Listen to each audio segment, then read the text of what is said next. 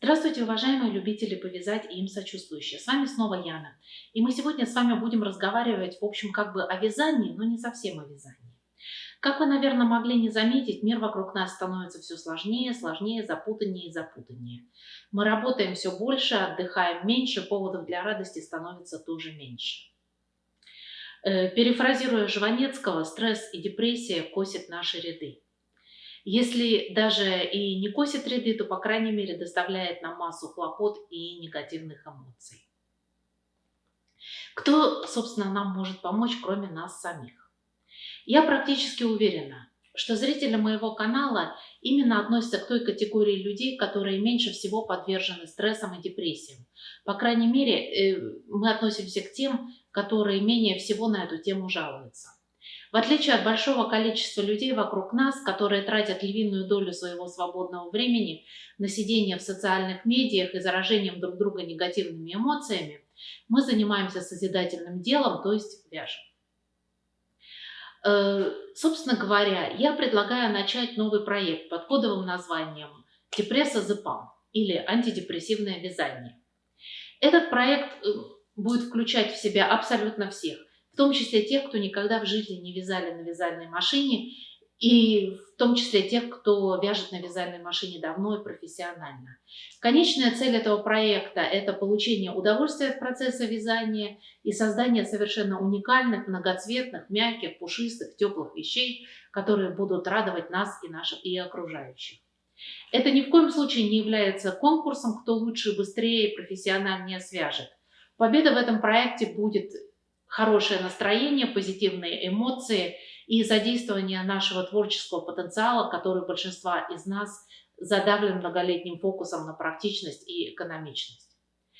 Я, собственно говоря, предлагаю разбудить того маленького ребенка, который глубоко спрятан внутри каждого из нас, и который любит рисовать красками и при наличии выбора всегда выбирает из стопки одежду самую яркую, радужную и красивую одежду.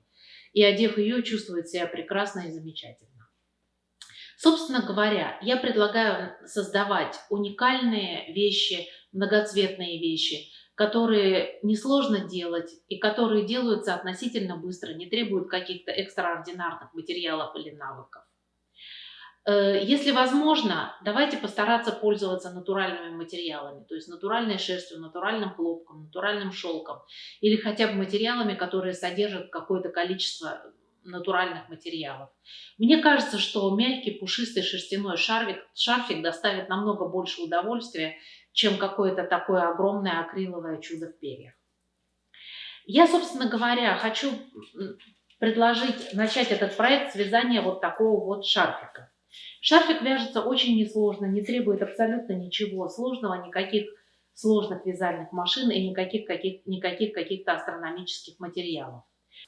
Шарфик, который я хочу показать, связан примерно из 100 грамм серой пряжи. В моем исполнении это пряжа, которая уже вязаная распущенная пряжа, состоящая из мериноса и из кашемира. Вообще такое совершенно чудесная мягкая пряжа.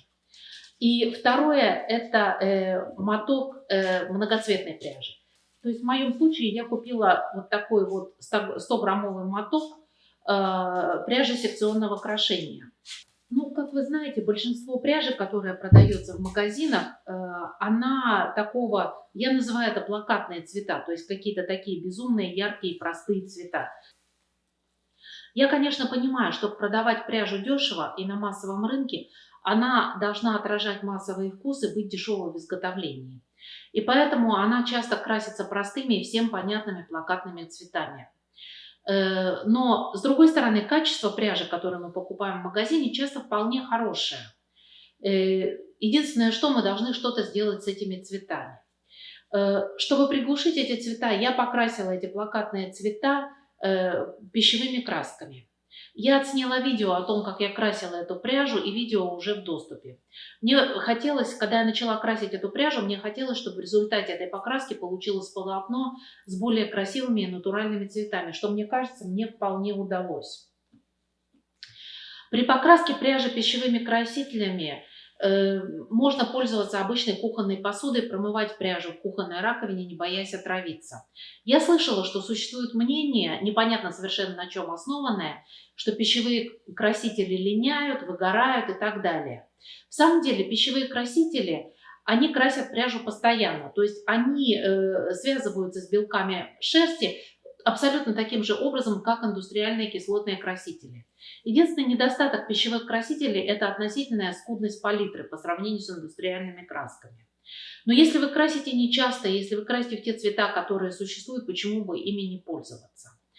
Не так давно, где-то по весне, я поставила видео на тему того, как я красила оранжевую пряжу в более такие приглушенные коричневые цвета. Я связала сыну свитер, и маленький моточек пряжи я оставила на подоконнике, и он у меня там пролежал практически все лето под палящим солнцем. Потом я этот моточек размотала, и, в принципе, пряжа не потеряла цвета.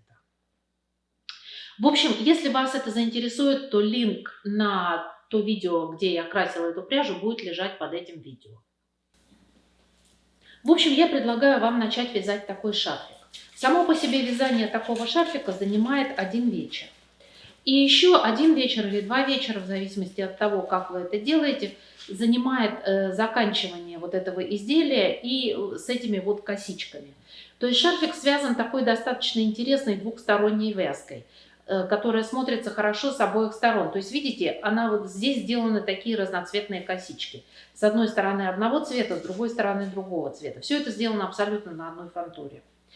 Я нигде такого вот не видела раньше. То есть я, конечно, не утверждаю, что до этого никто не додумался до меня, но я никогда не видела такого, чтобы кто-то такое вязал. То есть я подозреваю, что это, собственно, мое ноу-хау. Вяжется все это крайне несложно. И все это я покажу. То есть, в самом деле, для того, чтобы это связать, в общем, ничего, кроме абсолютно любой вязальной машинки и петлеуловителя, и иголки с ниткой, в общем, нам не нужно. Такой род вязания двухсторонними косичками можно использовать не только в шарфиках, его можно использовать практически в любых изделиях, где вам нужно красивое двухстороннее вязание.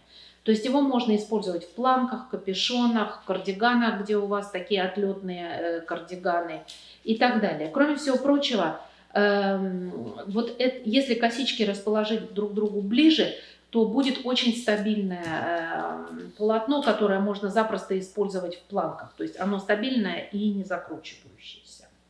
В общем, если вам интересно, то присоединяйтесь. Видео уже отсняты. Я их сейчас монтирую и выложу в доступ, как только они будут готовы. Кроме всего прочего, я отвязала еще 1 образец, чтобы показать крупно, как делаются вот эти вот косички. Это все, что я хотела показать. Если вам нравится, ставьте лайки и оставайтесь на моем канале. Это была Яна, и большое вам спасибо за внимание.